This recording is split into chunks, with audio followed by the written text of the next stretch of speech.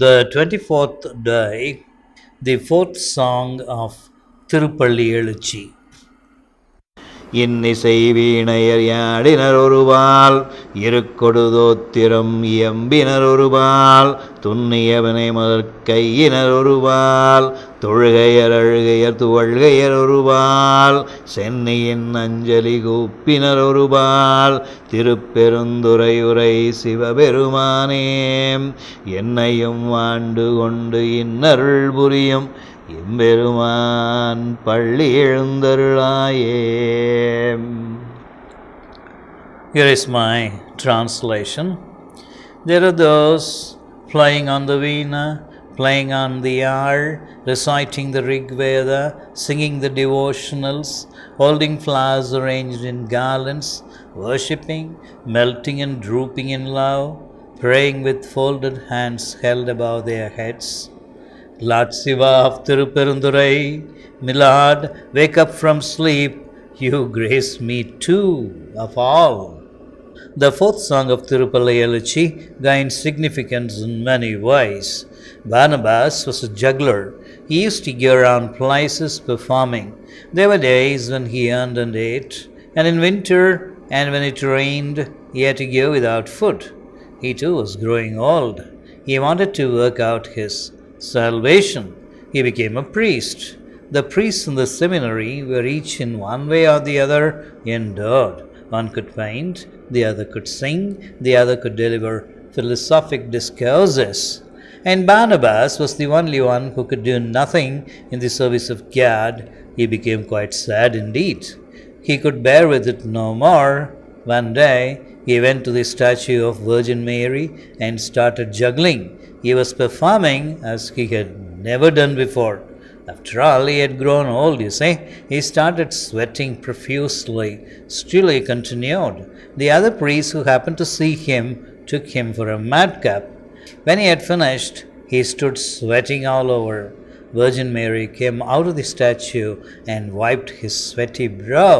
The other priest understood the value of the love of Barnabas. That's the story. John Milton was an English poet. He has written such epics like Paradise Lost and Paradise Regained. He became blind when in his 40s.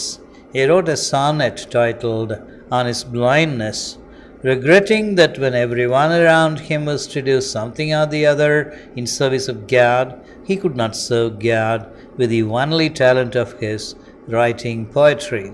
However, he concludes the poem saying that even those who stand and wait are serving God. Here are a few lines of verse that I wrote in Tamil. He remains the void within the void and decides the dynamics of the void, teasing the mind into thoughts.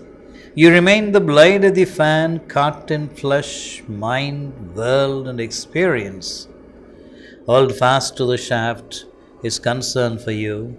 Blessed will you be with the stillness that negates even the effort to be effortless. The fourth song of Thiruppalliyelucci is to be taken for a song on the part of those who cannot express their devotion to God in one or the other explicit form as all around them can do.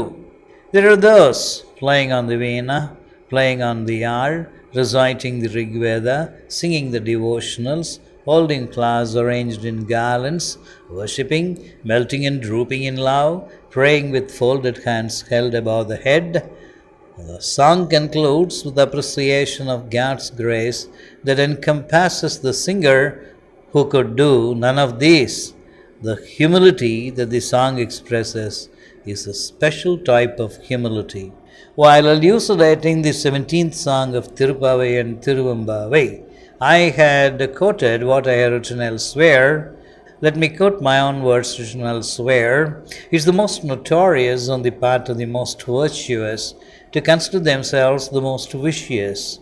I had elaborated on it, saying that the sin that such great devotees like Gerard Manley Hopkins, St. Thomas of Assisi, Loyola had felt is one of elemental nature. It's not the one of a particular act of commission or omission. Man's present is the sum of the accumulated merit and sense of mankind, and it's the elemental sin of man that these people are ascribing to themselves. I refer the readers to the powerful poem Man with the Hoe by Mark Haim to appreciate the point. Unquote. Similarly, while relating the grace of God and man, I had quoted my own words. I quote again. Theologically, grace is a free personal bestowal of unmerited favor upon man by God. Phenomenologically, it's a strength from beyond oneself, an unexpected gift, a renewal of spirit and response of deep gratitude. It's a powerful guard against degeneration during desolation. Something from beyond keeps one going. Also, strength is provided against specific temptations and evils.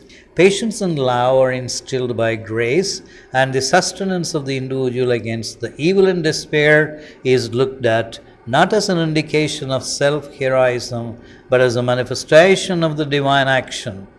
Grace again teaches man to find purposes at work, even in one's suffering. One such purpose, which is immediate, is the acquisition of the ability to discover God afresh or in a deeper way. Grace works through sufferings and privations to scourge the barriers of guilt and hard-heartedness, bringing patience and other virtues, turning man away from passing frivolities to lasting goods, hammering out the true self to become a returned presentation to God. If these are the inward impacts of the divine purpose, the outward accomplishment is God's will in man, such a will being love and most worthy of being accomplished. Such a perspective of divine purpose offers a totally altered perspective of man, of himself, his mission in life, his vocation. So much so, any worthy vocation can be a vehicle for the grace of divine calling.